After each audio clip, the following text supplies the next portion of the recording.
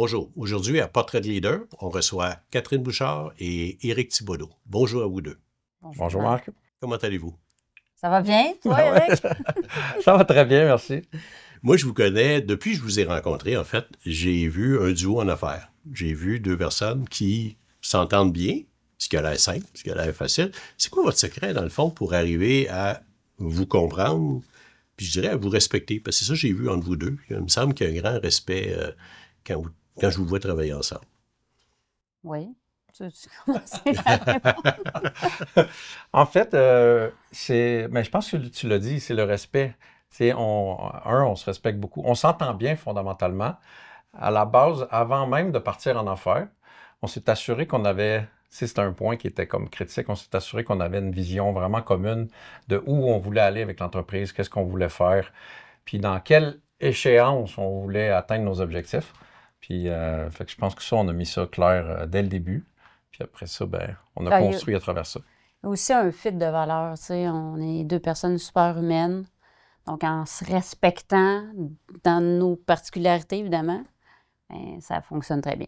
Une entreprise humaine aussi, parce que c'est ça que je sens chez vous. Qu'est-ce qui vous a amené à... Tu dis, Éric, on a pris le temps de regarder notre vision, nos valeurs. C'était il y a combien de temps en passant? On a racheté l'entreprise complètement à l'automne 2017.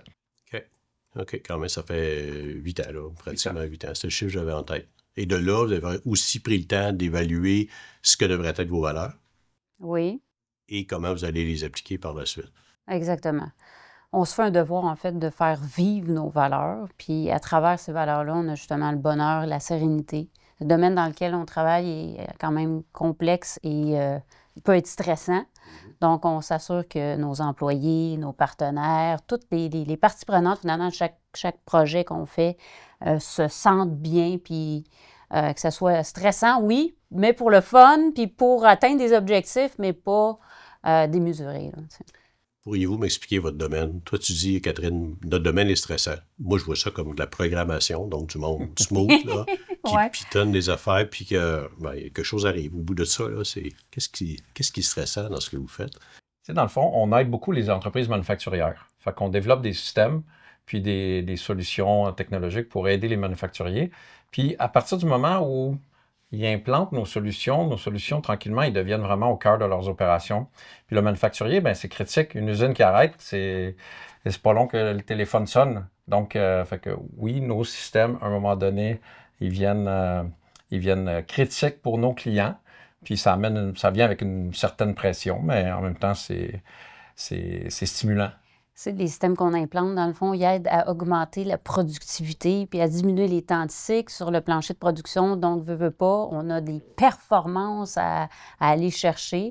Puis, il y a des gens qui sont intéressés à cette performance-là. Donc, ça amène une certaine pression, là, tu sais. Des fois, on a des gens autour de nous, il faut que ça fonctionne. Quand ça arrête, il faut s'assurer que ça reparte rapidement. Donc, ça amène son lot de stress. Là. Les gens vous payent pour ça, finalement, là. Oui, exactement. En plus, vous le mesurez. On le mesure, oui, quand on a la capacité, parce que souvent, les gens commencent à le faire, ils n'en ont pas nécessairement avant. Donc, ce que je veux dire par là, c'est qu'il n'y a pas de prise de données avant, donc c'est difficile de se mesurer. Par contre, ceux qui en ont, ou ceux qui ont la capacité de mesurer la performance qu'il y avait avant, oui, on est capable de la mesurer pour trouver le retour sur investissement, finalement, de la mise en place de ce genre de système-là. Comment se porte le monde manufacturier au Québec? Je dirais que le monde manufacturier se porte généralement bien. On entend tout le temps parler du retard au niveau de la productivité du Québec par rapport au reste du Canada, par rapport aux États-Unis, à l'Europe. Puis on peut dire que c'est vrai quand même. Je pense qu'on a un retard manufacturier. Mais c'est sûr que les entreprises avec qui nous on travaille, c'est souvent les entreprises qui sont dans l'innovation, qui ont justement une vision de transformation numérique. Fait que souvent, c'est des gens qui sont comme en avant de la parade. C'est souvent des exemples dans les compagnies manufacturières. Puis on les aide à progresser encore plus. Donc, l'écart se creuse, on peut dire. Donc, il y aurait une corrélation entre le renouveau technologique et ce que tu appelles la transformation numérique et la performance des entreprises. Tu vois que c'est ces mêmes entreprises-là qui sont performantes, qui travaillent sur la transformation numérique. C'est bien ça? Oui, en fait, tu sais, il y a plusieurs années, souvent, l'automatisation, c'était perçu comme négativement par les employés qui avaient peur de perdre leur job. Aujourd'hui, on n'a plus ce problème-là, on cherche des employés. Donc, on veut aller chercher cette productivité-là parce qu'elle va nous permettre d'être plus rentable, donc de générer du profit, aller chercher des marchés nouveaux, puis de s'étendre. Là. Dans le fond, ces entreprises-là, souvent, elles sont capables justement d'aller chercher plus de marchés que ceux qui ne le font pas, parce qu'ils n'ont plus la capacité d'être compétitifs sur le marché. Tu sais. Il est trop tard. Il y a souvent des sondages puis des études aussi qui montrent que, justement, ceux qui font un premier pas technologique, c'est comme s'ils goûtaient un petit peu aux avantages, aux bénéfices de la technologie, puis après ça leur donne juste le goût de foncer encore plus puis de progresser encore plus là-dedans. Donc, c'est pour ça que tantôt, je parlais de l'écart qui se creuse. C'est ça, c'est que ceux qui vont avec la transformation numérique, ils en veulent encore plus, alors que les autres qui n'ont pas commencé, ben, ils restent au début plus longtemps.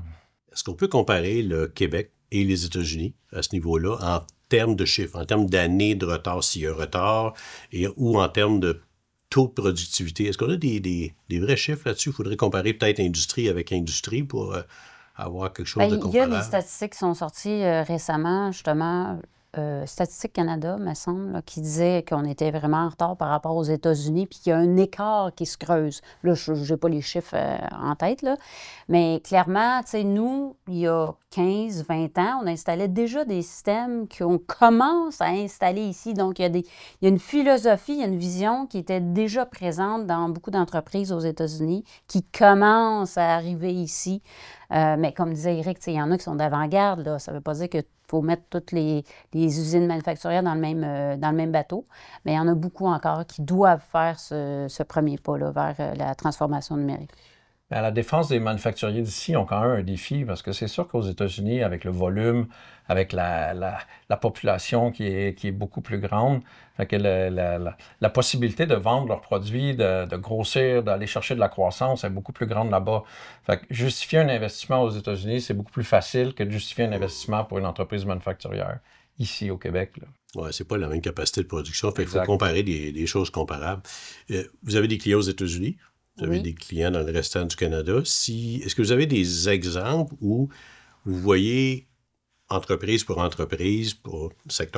des mêmes secteurs, ce que je veux dire, et pour une taille d'entreprise similaire, des écarts de productivité où il y en a très peu? Comment est-ce que vous évaluez cet écart-là de performance entre nous, on la voit à travers toujours la transformation numérique, là, tu sais, puis on a fait des transformations numériques sur les planchers de production qui ont clairement augmenté la productivité de manière significative, mais qui ont amené aujourd'hui des entreprises comparables, tu sais, aux États-Unis, qui sont là depuis 15 ans, tu sais.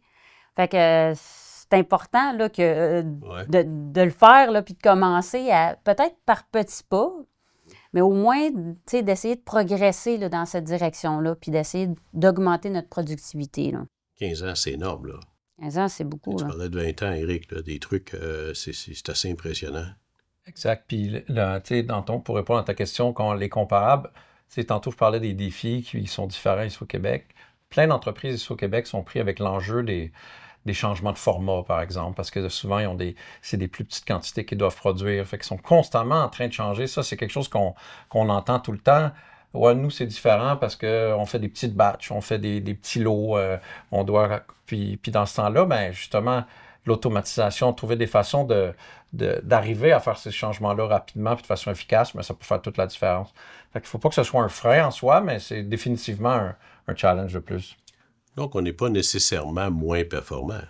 Parce qu'on ne peut pas se comparer tant que ça, vu les volumes qui sont différents, si je comprends bien. Est-ce que je suis correct en disant ça?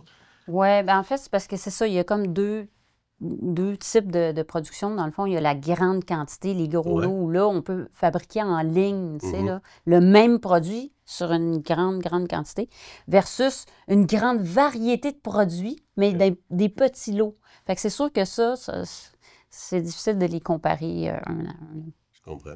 Puis, c'est très difficile de généraliser.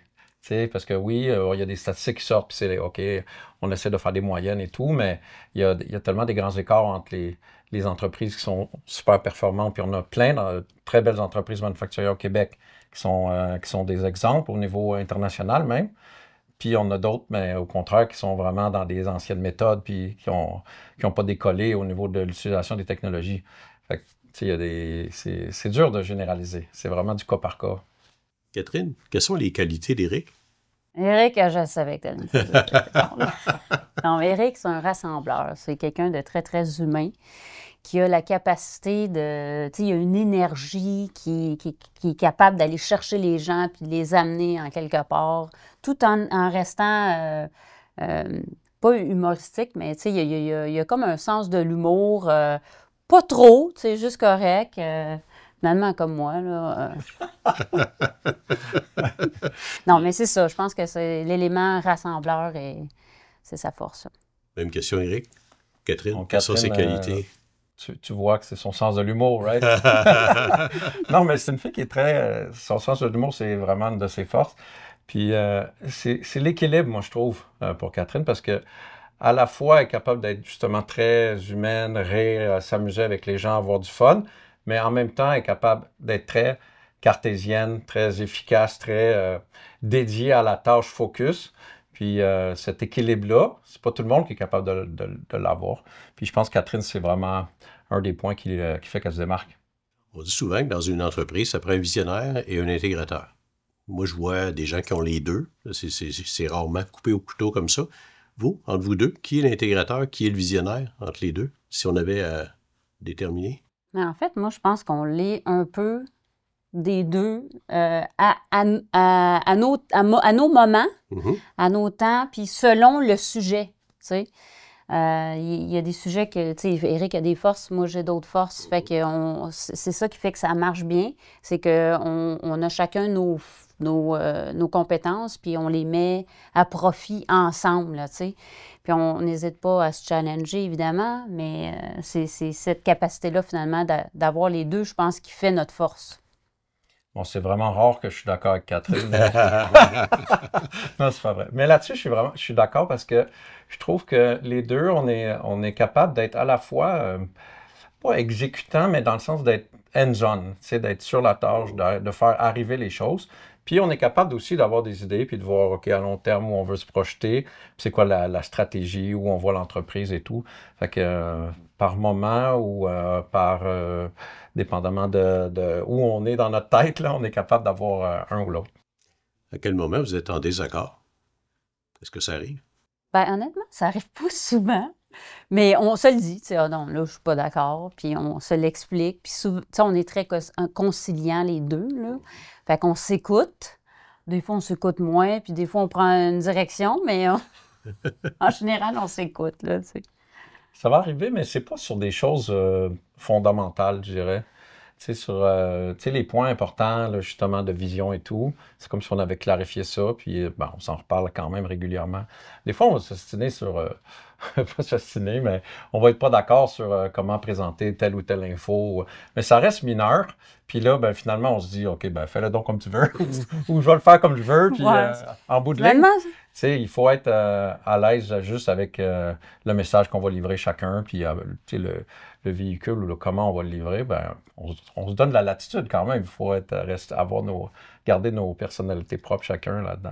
Je pensais que tu allais dire, je laisse gagner Catherine, puis ça marche. Ben ça arrive aussi. C'est ça aussi, OK. Il faut. Non, mais on essaie d'identifier le niveau d'importance là, sur ce qu'on est en train de se dire. Finalement, c'est pas si important que ça.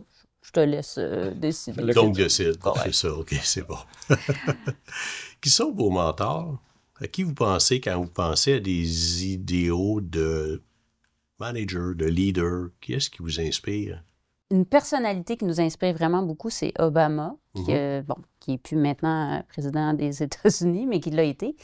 C'est quelqu'un qui a une super grande prestance, puis il est capable de communiquer, on l'écoute, puis on est inspiré par cette personne-là. Puis nous, moi, je vais parler pour moi, en fait. Moi, c'est vraiment quelque chose dans lequel je veux travailler, puis aller chercher justement plus de compétences en communication, puis être capable de passer des messages de manière vraiment, éloquente, inspirante, pour moi-même, parce que je trouve ça inspirant d'être comme ça, mais aussi pour amener notre équipe là, où on veut aller. Oui, c'est comme... sais, c'est d'avoir la capacité, le charisme, la prestance, comme Catherine l'a dit, comme de s'élever en haut de la mêlée, puis de dire voici où je m'en vais. Puis là, les gens ont juste le goût de te suivre. Puis, tu sais, on parlait de Barack Obama, mais lui, pour nous, il inspire ça, justement.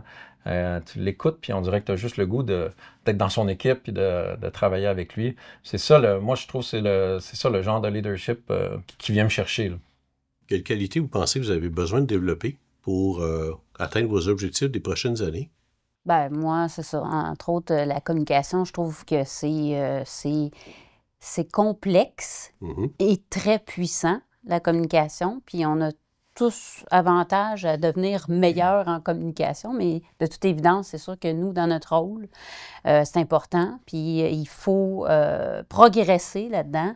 Tu sais, moi, quand j'étais petite, je bégayais. Là. Je me souviens de mes oraux à l'école secondaire. J'en étais pleine de sueur. Fait que, tu sais, je veux dire, on progresse dans la vie. Fait que là, moi, je suis rendue à une autre étape. Tu sais, faut que j'améliore mon anglais. Faut que, tu sais, tout l'aspect communication, je pense que c'est super important. Puis il faut que je focus là-dessus. Ben, je pense que l'aspect communication, c'est clé, c'est sûr. Moi, j'ajouterais le point, tu sais, tu disais visionnaire. Être visionnaire, c'est correct, mais de se projeter dans le futur puis de voir, OK, comment on arrive à ça, comment cette image-là de ce qu'on voit, comment on l'exprime aux gens, comment on l'exprime à notre équipe. Fait que c'est tout cet aspect-là tu sais, de travailler sur l'entreprise puis de pouvoir démontrer où on s'en va. Des fois, ça peut être clair dans nos têtes, mais après ça, c'est de voir OK, comment on communique tout ça à notre équipe pour qu'ils embarquent là-dedans, puis qu'ils soient fiers, puis que ce soit motivant pour eux aussi. Ben, c'est des habiletés que je voudrais travailler aussi. Est-ce que tu as une technique pour te projeter dans l'avenir, pour voir qu'est-ce qui s'en vient? Est-ce qu'il y a un endroit où tu vas, un moment dans ta vie que tu gardes pour ça? Comment tu fais pour arriver à faire cette projection-là? Pas une personne qui a nécessairement des rituels ou des habitudes très fermées. Fait que ça peut varier. Des fois, je vais être inspiré. Des fois, je vais juste réfléchir à une chose. Des fois, ça peut être en voiture pendant que je roule. Là, je vais penser à des choses. Fait que non, j'ai pas un modèle précis, mais ça m'arrive d'y réfléchir régulièrement quand même. Mais moi, je dirais par rapport à ça, on fait aussi beaucoup, tu sais, à brûle pour point, on s'en va sur notre tableau, puis là, c'est comme, OK, Eric, là, faut que je te parle de ça, là. Puis là, on se met à lancer des idées, puis c'est mettre un peu clarifier, dans le fond, certains éléments qui nous arrivent de nos groupes de discussion, de ce qu'on voit sur le marché, de notre 5 à 7 réseaux qu'on a fait, peu importe l'endroit. Donc, il y a un partage qui est fait entre nous deux qui fait que ça nous aide justement à voir le futur puis à dire, OK, bien ça, là, faudrait peut-être commencer à penser à ça, puis ça devrait plus être une priorité, tu sais, puis s'enligner ensemble sur le futur de l'entreprise. Tu sais, ça peut venir de plein d'endroits. Des fois, c'est juste on est chez un client ensemble, on voit telle chose, on voit leurs valeurs, leur vision, leur mission, quelque chose qu'ils nous ont dit, puis là, on a accroché, un de nous deux a accroché là-dessus, puis là, on s'en reparle après. Puis là, justement, ça arrive souvent, là, des séances de travail où on est au tableau, là, on aime ça faire ça les deux. Fait que... Là, Catherine se lève, prend son crayon, fait un dessin. Oui. Là, tu ajoutes un commentaire. Là, moi, je me dessin. lève, puis je vais barbouiller son dessin, Ouais, puis là, j'en ai... ça, il se passe quelque chose. Oui. C'est le fun. Visualisation. Oui. Exact. Super. Qu'est-ce que le coaching vous apporte? Bien, en fait, moi, ça me fait réfléchir beaucoup. En fait, puis même des fois, live, là, tu sais, on se fait poser des questions, puis là, hey, c'est moi qui fais ça, finalement. C'est moi le problème dans cette histoire-là, là, tu sais. Puis ça soulève des points qu'il y a des fois, ou des angles, des fois, qu'on ne voit pas. Je pense que c'est super pertinent. Oui, puis tu sais, tantôt, je disais, on a plusieurs sources d'inspiration, mais ça en est une aussi, le coaching. Dans le sens que des fois, on a la discussion, puis là, on arrive à quelque chose, puis on arrive à une conclusion, mais en même temps, ça sème une graine. On continue d'y réfléchir, puis là, ben, le lendemain, on va s'en reparler, on va se challenger sur ce qu'on a dit, ce qu'on a fait. Puis tu sais, c'est sûr que d'avoir le point de vue extérieur, l'œil extérieur, de dire juste, pas nécessairement nous apporter les réponses, mais juste nous faire réfléchir sur avais-tu vu ça de telle façon ou avez-vous pensé à telle chose? C'est sûr que ça apporte beaucoup. Puis, tu sais, il y a le coaching, je vais dire individuel, puis il y a le coaching d'équipe, là, pour moi, est différent. Puis je vois une grande valeur au coaching d'équipe qui actuellement, nous, on est accompagnés par quelqu'un qui est Marc. Et donc, on voit vraiment déjà une synergie qui est différente d'avant, qui est plus... les gens sont plus ouverts, on discute plus des vraies choses, en fait. Puis on ose se dire les choses, puis ben ça nous aide définitivement à voir justement des angles qu'on ne voyait pas avant. Oui, puis moi, ce que j'aime aussi, c'est le fait qu'on apprend à se connaître à travers toutes ces rencontres-là, puis c'est au fur et à mesure qu'on évolue là-dedans, c'est que nous, on apprend à te connaître. Toi, tu apprends à nous connaître aussi, Catherine et moi, mais aussi les gens de notre équipe de direction, notre équipe d'employés aussi. Est-ce que c'est difficile de prendre des décisions à deux? C'est pas difficile de prendre des décisions quand on les prend basées sur nos valeurs. Et puis, l'entreprise, on a défini des valeurs qui nous rejoignent, nous, mais aussi notre équipe. Donc, quand tu prends des décisions en fonction de tes valeurs, puis comment tu te sens confortable avec la décision, c'est pas dur de prendre des décisions. Il faut juste que tu aies les informations, que tu prennes des décisions basées sur des faits, puis que tu sois capable de l'expliquer, ta décision. Fait que moi, je trouve ça facile. Puis en plus, ben avec Éric, c'est encore plus facile. Là, Non, mais on le disait tantôt, on est sur la même longueur d'onde. On s'est défini quand même des fonctions dans l'entreprise, que Catherine va être lead sur certaines fonctions. Moi, je suis lead sur d'autres fonctions. On travaille beaucoup en équipe, puis on se consulte sur plein de choses. Je pense que les gens de notre équipe, premièrement, ils savent sur quoi on est lead mutuellement. Puis ils savent aussi qu'on se consulte puis qu'on travaille beaucoup en équipe. Je pense que ça se ressent, trouves-tu? Oui, les gens ressentent notre cohésion, puis le fait qu'on n'est pas en train de se contredire, mais chaque jour, là, les gens, ils voient qu'on s'en va à la même place, puis on s'assure évidemment de passer les mêmes messages, là, puis de s'assurer d'avoir le même message, puis de passer les mêmes messages à toute l'équipe. C'est comme ça que vous évitez la confusion, parce qu'il peut y avoir la confusion du fait que vous êtes deux, parce que je peux aller te voir toi en espérant de certaines réponses, puis après, je fais « Ah, ben, Éric, Catherine m'a dit que, donc... Ouais. Bien, tu sais, quand tu as les responsabilités et rôles quand même clairement définis, nous, on a chacun nos rôles, puis quand moi, je suis pas gênée de dire « Non, mais ça, va voir Éric, là, c'est dans le cours Éric », et vice-versa, tu sais, comme... Oui, puis en fait, ça arrive des fois, disons que je vais répondre quelque chose à quelqu'un, puis que Catherine, elle va me dire après, tu sais, tu as répondu ça, mais je suis pas vraiment d'accord. Puis pour telle raison, puis là, on s'en parle. Puis là, ben, je peux y expliquer en quoi je suis pas d'accord. Ben, on en débat ensemble, puis après ça, ben, on va apporter les précisions au fin de l'équipe. Puis des fois, c'est au contraire, j'avais pas pensé, j'avais pas vu sur cet angle-là, tu as raison. Puis je vais rectifier le tir, puis là, je corrige le tir avec l'équipe. Fait que, tu sais, on fait ça, on fait beaucoup de choses, tu sais. Des fois, on peut challenger en groupe, des fois, on se challenge juste les deux, puis on revient après ça avec l'équipe. On a appris à travailler ça comme ça pas mal. Ça marche bien. Merci, Catherine. Merci, Éric. Merci, Marc. Merci, Marc.